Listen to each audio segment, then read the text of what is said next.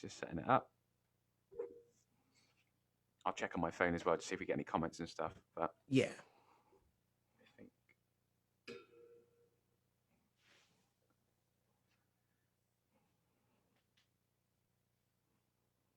yeah, we're live. So welcome, Phil, and thank you very much for joining me today. Oh, thanks for having me. So if anyone doesn't know Phil, he's a fantastic bass player. And yeah, so if anyone doesn't know you, Phil, please fill us in. What is it you do in the industry? I just said you're a bass player, but you obviously do more than that. Yeah. Can you just talk to us a little bit about what you do in the industry? Yeah, so mainly I'm a bass player, playing electric and upright bass. But along with that, I'm also a private teacher, composer, and sort of band leader occasionally as well. Excellent. And we were talking as well. You just before we went live, you saying you work with the MU a little bit as well, the musician team. Yes, yeah. Yeah. So How is I sit on the Wales and Southwest England regional committee. Oh, cool. How is that going for you? How long have you been doing that? This would be my second term that I've been voted back in for, so I've been doing it for around about 3 to 4 years now. It's going really well though. Great. And are they good to work for, the MU? I imagine they are. Yeah, it's really good. Yeah, sort of getting really hands-on with the music industry and different issues that musicians have all across Wales and England and Scotland. Great, because I'm also a MU member. Yeah, And yeah, I just think they've been supporting musicians really well throughout the sort of the lockdown and stuff. They've been sort of pretty good, and supporting. And there was like different funds that opened up initially. I remember seeing things that popping up.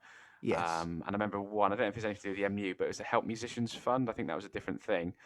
Yeah, But that also sort of supported musicians as well. yeah, that was a really good one, that one was. Yeah, no, it Yeah, was for it's sure. really good. So Phil, how have you been keeping yourself busy, buddy? Like you're a musician, like the rest of us. How have you been keeping yourself busy in lockdown, keeping yourself on the straight and narrow? What you been up to? Well, luckily, I already taught online Okay, before the pandemic happened and lockdown started. So I was already set up. So most of my like in-person lessons moved so online as well. okay, Um, but sort of to keep myself busy, so I haven't got any gigs, can't go to any recording studios. So I've been keeping myself busy by practicing, which I should have been doing anyway, and remote recording sessions, which have been quite fun. great, very good. How are you finding the sort of remote sessions and that working all online? Has that been good for you? Or It has been good. Yeah, some of it's quite challenging because you don't get that immediate feedback. yes, There's always that delay of, sending an email or being on a Zoom call. But it is fun. It's challenging. yes. But you sort of get to work on things your own way, which is nice. And that sort of work, did that come through like contacts you already had before the pandemic hit, or was that sort of stuff you've been looking for? Thought I need to sort of do something differently now, or have Uh, you already had those contacts in, already in the calendars and sort of in your diary sort of thing? it was about 50-50. So people who I'd worked for in studios before got in touch with me again. But I also advertised the services of doing remote recording sessions. And that's picked up quite nicely. Great, very good. So Phil, take us back, mate. So we're going all the way back now. So right from the beginning. When did you pick up the bass, Phil? When was it you? Right. Well, I was 9 and I picked up the acoustic guitar first Okay. and I put it straight back down. Completely just put it straight back down. Then Okay. around the age of 12, 13, I was singing a lot in choirs.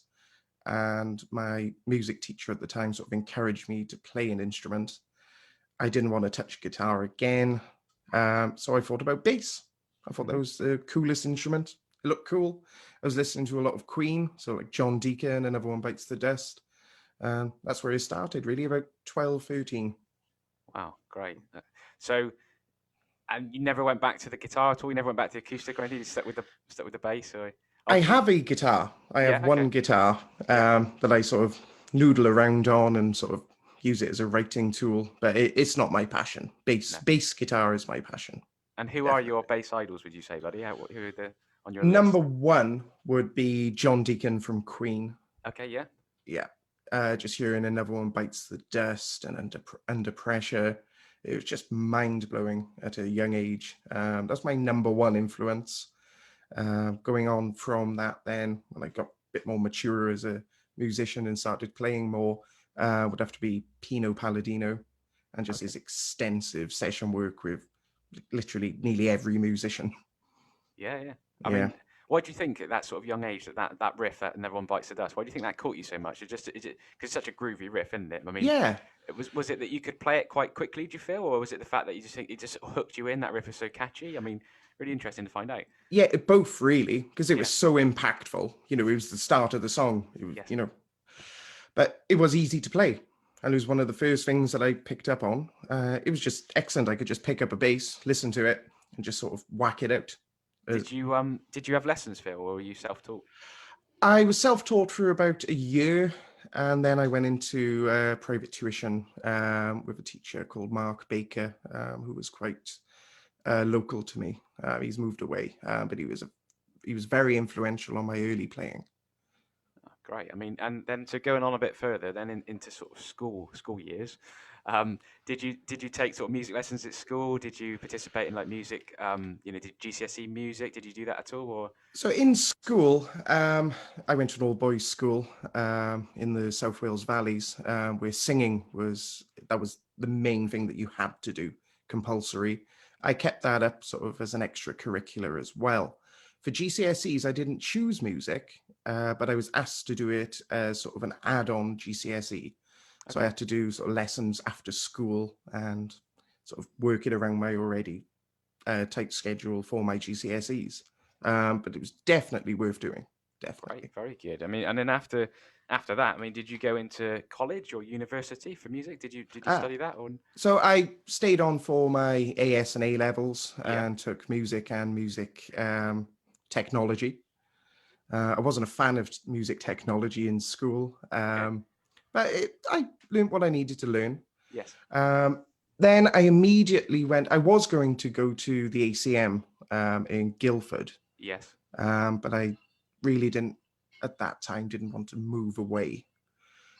So I studied a sort of distance learning course with a company in Wales and studied the rock school, as it was then, music teaching diplomas. So I've Okay. done the level 4 and the level 6 Nice. with a mentor. Very good. And you were saying before we went live, you're saying you're based in Wales at the moment. Yes. So very sort of pretty scenery, I'd imagine, around where you live, is it? Yeah. There's a lot of snow on the mountains today as well. Wow. Okay. Yeah. Wow. Yeah, that's brilliant. And it looks like you got a fantastic studio there as well. I mean, is that where you Oh, spend a thank you. lot of your time in the day? Is it? Yeah. This is sort of my own sort of working space. I try and spend as much time as possible working in here. So. Ah, great. I mean, and when does your day? I'm really interested to find out because I find it really fascinating. Like what musicians do throughout their day. I don't know about you, but I always find it quite fascinating to find out how they structure their day. So, I Yeah. mean, how do you structure your day? Is there a time that you come into your studio and you think, right, this is work time, or are you a bit more lenient with it? It depends what jobs you got in the diary and things like that, or how do you work that? It depends on what jobs I've got in the diary. I try and keep it structured so it's kind of like I've got a 9 to 5. Yeah. I Okay. try to, but I've always got my time that I'm working on. I always have, short breaks at sort of allocated times and, a lunch break. But if I've got deadlines to sort of to work on, I could spend the whole day and night in here, which I have done in the past. Well, it looks like an inspiring place to stay anyway, mate. So it's not like Yeah. it does look nice. But yeah. So coming out of that, then, so coming on from sort of what you did after school and that. Did you go into teaching, or was that something you wanted to do straight away, or how did you get into the industry? Obviously, I'm guessing you were gigging. Were you at a young age? Sort of. I What? wasn't, No. no, Okay.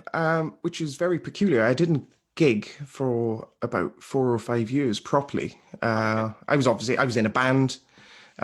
We done 2 or 3 gigs. It was just your common pop punk band, doing your covers and about 2 or 3 songs that we'd written.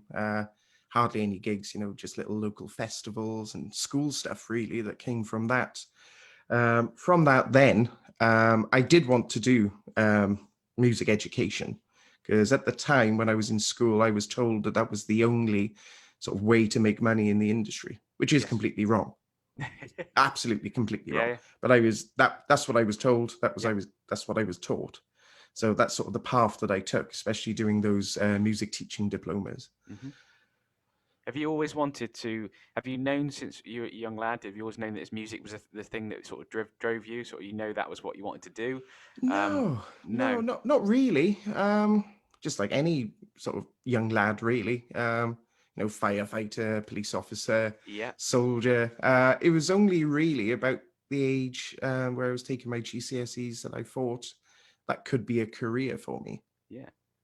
Oh, fantastic. And so jumping along a little bit along your timeline now, then to sort of where we are now, and you've obviously done some fantastic things in your career and stuff so far. Is there any sort of bits that stick out to you that you've done that you're sort of really proud of? Any sort of moments, Oh, studio or gigging or? studio work. One of the career highlights has to be working on a track or playing on a track with Mark Ronson Oh wow, okay, that he produced. Yeah, that was probably my studio career highlight. that's Very fantastic. Yeah, simple bass part, just completely very simple. yeah, Just sort of root, fifth, and octave, in like a sort of like James Brown funk type riff. yeah. But that was really fun, and just having him there, just giving me guidance on what he wanted and the way he wanted it, and me sort of doing it straight away, sort of gave me inspiration. And just excited, really, Yeah, I mean, excitement.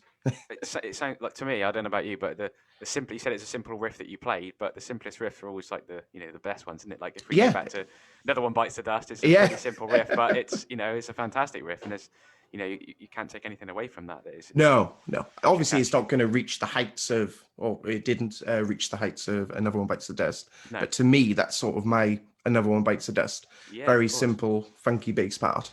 Yeah, nice, But very yeah. good. It's brilliant, mate. So, just because people watching this, I'm guessing there'll be other musicians and friends of ours and stuff. But just offer some advice on that. So you seem to be, you got your head screwed on. You seem to be sort of got real focus throughout lockdown. How have you managed that, buddy? Like, how have you managed to keep yourself sort of focused? Because it's difficult, and I know there's lots of musicians probably watching this that are finding, very difficult at the moment to keep their, get up in the morning, keep a schedule, because main part of their life, which is gigging, is just been taken away. So how are you finding that, buddy? And you can be completely honest if you have been struggling with it, but people will appreciate that. But you seem to be sort of very sort of coping with it quite well. So how have And you managed that? I'm doing okay now. Yeah. At the start of the first lockdown, I was doing okay as well. Around about summertime, early summer, I was really struggling, and I didn't come in here for just over a month. Oh, wow. So I didn't see, touch an instrument at all. And it was hard. I just lost all the passion, Yeah. just any interest in music at all. And it affected the way I wasn't listening to music. I wasn't reading any music. If something popped up on my computer, like the next video on YouTube, if it was a song or music related, I just completely click off it. Wow. Just disinterested me. Wow. And it was terrible. Yeah. And the way I sort of got out of that really was listening to one of my friends who was going through a sort of similar spell. He's currently at Abbey Road Studios Oh, wow. at the moment. But, he asked for help from Help Musicians UK. He only had a quick phone call with them, but they sort of laid out a path for him and for me when I called them. Brilliant. Um, just set out sort of goals that I could achieve in the short term that would Yes. help me in the long term. And that really helped me sort of get out of the rut of just not being interested, not seeing it as a viable career anymore. And just sort of, I was 50-50 really in sort of leaving my career where it was and stepping away, going to do something completely different, Yes. or sort of struggling on. Luckily now I'm not struggling on as I was. No. Obviously there's reduced income, Yeah. but it's not as bad as it was then. No. I mean that's fantastic that you managed to get yourself out of that situation, and you did it in a good way. You reached out for help. Help. We Yes. said about help musicians earlier, which have been fantastic. And I took an initial grant right at the very beginning when they were offering out the grant to support musicians and stuff, just to help tide over because Yeah, like probably like you, I've had the band income completely removed, which we were busy most weekends doing weddings and corporate functions. It's just all been gone. It's all been taken away. So that's a big chunk of income if you put it that is. alongside like most musicians are either got like teaching, studio work, gigging. You take one of those away, and it can be quite a big chunk of weight of your sort of income. Absolutely, yes. Um, Because my main income was private tuition, yeah, but that was only getting me so far with sessions and gigs and shows, touring occasionally. That was the main income coming in for a while, yes, since I scaled back my private teaching practice, which with hindsight I shouldn't have done. But no one knew you this couldn't would predict happen. it, though, could you? That's the No, thing, mate. So it's yeah, I think we've all sort of things like that. We could thought, oh, we could have planned for this much better, but we didn't know it was coming, did we? We didn't expect no, it to come. So it's always hindsight. But there's things that I don't know about you, but there's things that I've learned now and I've adapted to, and I feel like you know in the future I will prepare for things like this happening again. You know, definitely, yeah, but in a positive way, I suppose. I don't know about yourself, but it has given me more time to slow down a bit. I don't know if you found that. yes, Just time to sort of take a step back, which I don't normally do, and just sort of look at things and think, okay, what do I really want to do with my career going forward? Do I want to continue doing this, and how much of this do I want to do? And just sort of just reevaluate what I sort of spend a lot of my time with. I've enjoyed the time. I've enjoyed having a bit more free time, and obviously I miss gigging like everybody does, yeah, but I know it will come back. But it's just, I don't know about you, but I just feel like I've enjoyed the time just to just sort of relax a little bit and just yeah, do yeah. some I've done similar, sort of gone back to basics yeah in my practice, sort of looking hopefully towards the future and putting some like little plans in place yeah for that. So, after the pandemic, this is what I want to do now instead of something else. It's been fun, and it's been good to sort of evaluate myself really and see what I genuinely want to do. yeah. Do you think the industry? I mean, you've probably got some the word from the musicians union that you work for. Yeah. Do you think the industry is going to hugely change now going forward? There's going to be huge changes come afoot for the industry, or do you feel? Yes. Yes and no. Last night I looked at the concert in New Zealand, Yes.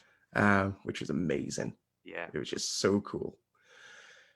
But comparing that to the United Kingdom and the state, which is a sad state that sort of every industry is in, really, I can't see it bouncing back as quick and as sort of on a bigger scale. Yes. Really, things will change permanently, I believe.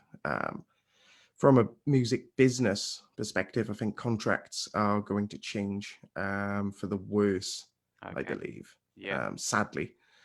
Um, Do you feel that's because of do you mean like sort of because of Brexit and stuff, and because of like yeah, traveling and things Brexit. like that? Or? Yeah, traveling definitely and Brexit related, Yeah. but also different like cancellation clauses in contracts are definitely going to change Hmm. if this pandemic keeps going, or if another one comes along. Yes. Hopefully not. I think that's going to be the main issue there, Yeah. and also sort of the music that's being released now is great. Obviously, it's Yeah. great. Top 40, top 100 that I try and listen to keep relevant. It's all great, but it doesn't sort of invoke the inspiration that it once did. Hmm. I don't know how many actual musicians are playing on these records. Yeah. I could be wrong about that, but the majority that I'm listening to maybe have a like two or three, or a producer is doing all the work, Yes. which is nothing wrong with that. Um, but listening to it in general, there's not much actual playing going on, I think I saw. unfortunately. I think I saw yesterday where it's like Gary Barlow's released a new album or something, or releasing an album. I think it's called something like "Music Played by Humans" or something like that, which I thought was quite maybe a tilt to the head of actual musicians playing on Yeah, the actual track as opposed to you know working in Logic or whatever and other things, creating the sounds as opposed to live musicians. yeah, I don't know. That may just be the title of the album, but that's what I got from it. I sort of looked at that and thought, okay, maybe he's got proper musicians in to do this, which I'd imagine he would do. He's Gary Barlow. He's got yeah. massive contacts. I'm sure he would be doing that. But let's just check, Phil, because I feel like we're chatting away, but I haven't actually checked to see if anyone has any questions for you at all. Um, let's have a little look a minute to see if there's any questions. I can see people watching, but we've got no comments. So yeah, if you've got any questions for Phil or myself, then feel free to ask them throughout. Yeah, I don't think we've got any. Oh, hang on, there's some coming. Apologies if we've missed. I said missed this the delay of the question, but he said, does he know of John Entwistle, Yes. Geddy Lee, Jack Bruce, to name a few? Great player is Phil. Someone said Edwards. Is that somebody you know? Yes, I know said. He's one of the people who helped me get over my little spate of not being interested in music during the summer. He put a collaborative sort of quiz together for bass players from all over the world, where we play a bass line, and everyone in the comments had to like it and sort of work out what song it was and who played it. But yeah, John Entwistle is a great influence. Not something that or the style that I would actually play now, but very influential, definitely. So what is your your bread and butter then, Phil? What is your style of choice at the minute then? Oh, What is it your sort of passion? If you had to play something, what would it be? at the moment, I've been listening to some early 90s Joan Armour Trading, the album The Shouting Stage, which Okay, has Pinot Paladino on bass, but on fretless bass, right. with octave pedals, and also Mark Knopfler on guitar and Oh, co-writing it. And it's been sort of a really big inspiration. I've just been transcribing and transcribing. I think fantastic. I've got 4 songs left to transcribe now. Which I'm sure is good content for your students as well, buddy. Oh, absolutely, yeah. But it's really fun just going back to basics and listening to a track. What note is he playing? What chord is he playing? And just breaking it down. It's just Yeah. amazing. So going back to we were just saying about your students and stuff, like you said, you're already online teaching Yes. before the pandemic hit. So do you feel like you're in a good position? Because there was a big panic. I don't know if you probably noticed it. I was doing the same as you. I was teaching online Yeah. anyway, and then the pandemic hit. And yes, I bought some new equipment and stuff to just make sure it was all because I was doing it a lot more than I would be normally. Yeah. Um, but I was pretty much sort of ready to go. But I know there was a big panic, and everyone was like, "Oh no, we've got to get this all working, get this sound all working and stuff like that." Did you feel like you were in a good position already? Sort of ready? Not much change for you when that happened, or No, not much changed. I was in a good situation. I had all of the equipment that I needed, all my interfaces and cameras and everything. The only thing I did buy new was this mic because my old one broke. That's okay, the only thing that I had to change, really. yeah, But yeah, I luckily, like yourself, we were in good positions to start with. But it is different teaching online, sort of teaching everyone online rather than sort of a percentage of students. yeah, Because I was normally teaching my international students online. yes. Now I'm teaching everyone online. Do you find So it that more was a big tiring, Phil? change. Because I tend to. Yes, Um, definitely. I don't know, it's because you're staring at a computer all day, but it's just I find it more tiring in terms of I feel like I'm probably talking more than I would, on a face to face lesson. There's that time where you sit back and you can observe and you play together and things like that. But in a Zoom lesson or Skype or whatever you're using, then I always find that I'm more tired after we finish that lesson. By the end of the Yeah. day, definitely. I think it's a bit of both, really. We're staring at screens, Yeah, um, which it isn't very good for anyone anyway. no, But you've got to, not in a bad way, but you've got to pay attention more. You've got to listen more carefully. You've got to be staring, if your students sort of demonstrating something for you or you're demonstrating to them, it's a different way that you've got to put across these subjects. And like you said, talking more, yes, because you're not there in the room. You can't say, oh, do this. no, You've got to explain what you're doing exactly, which way, how to do it, and everything else. It is tiring. yeah. No, it's great to hear that you're doing so well with the teaching side of things as well Oh, because thank you. it's always inspiring to hear that ever musicians talking about that, and I'm glad that ever musicians doing very well with the sort of tuition side of things because Yeah, it is sort of it's keeping us all going, isn't it? It's it keeping is. everything Yeah. up until it all sort of returns. I mean, Phil, just going forward, I mean, what's your plans for what post pandemic? What's your plans, Phil? Have you sort of because you said you've obviously reset and probably thought about new goals and stuff. Do you have sort of big goals for the for the future? Yes. So before the pandemic hit, myself and a few other musicians were brought together as session musicians for a Cardiff-based singer called Mr. Boulay. We were doing remote sessions, and they've been great tracks. But the main goal for that is to sort of go out and gig that as soon as possible. Okay. Fortunately, here in Wales, there was some accommodation for paid rehearsals, which constituted work. So we did get together, I think, twice, Yes. which was great. We did have an online show that was supposed to go ahead, but different regulations came in and stopped that happening. Right. That was going to be a live stream show. Yeah. But the main goals really are to gig. Yes. I'd also, something that I've discussed with other musicians, is going in and playing on sessions for film and TV. Okay. That's probably my biggest goal at the moment, Right. to play with an orchestra, Yes. but on electric bass or upright. That's my main goal, and that's the thing that I'm working on the most to make happen. That's a great goal, mate. That's really good. Yeah, It's a really great goal to have that sort of, sort of in your head that it's you want to do for the future. yeah, It's yeah. really good. Yeah. Well, look, Phil. I mean, I don't want to take too much of your time because you've been here That's sort of okay. half an hour or so. But I know, thank you very much for joining me today and sort of discussing, about your career really and what you've been up to. And we've only just brushed the surface on what what I'm sure what you've done in your career so far and what Yeah. you're going to do in the future. Myself and you, we haven't actually played together before. I mean, No, which will be fantastic at some point when we actually get out of lockdown. definitely, yeah. To have a little jam or something. I know you live in Wales and stuff, but I think after lockdown, I think we're going to be sort of a bit more busy and a bit more wanting to interact with other musicians like face to face. I think. Definitely. I mean, I don't know about you, but when gigs come in after lockdown, I'm not going to be saying no to many. I don't think. No, no, definitely not.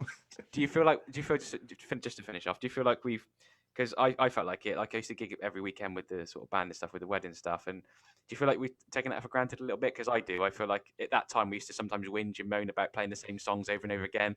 And now I'll be like happy to go and play like Sex on Fire or something, or Yeah. that one of those Oh, songs. Just like happily play that, like as many times as needed, just to get back yeah. gigging again. Definitely took it for granted. But if you compare that to any sort of job, Yeah, people, if your job's there one minute and it's gone the next, you're naturally going to feel like you took it for granted. But if I could just go back and play Mustang Sally in a pub yeah. tomorrow or today, I'd absolutely do it. Happily take it. Yeah. No, Yeah, I completely agree, mate. I'm exactly the same as that. But yeah, funny, isn't it? But it is. anyway, Phil, thank you very much, mate, for joining me today. Oh, no problem. Thank you for having me. I wish you the best of luck for for your future and best of luck for the rest of lockdown. And I hope to hopefully gig with you again sometime soon. Hopefully, it'd be quite nice to. Absolutely. I Yeah. look forward to it. Thank you very much, Phil. Thank you, buddy. Thank you.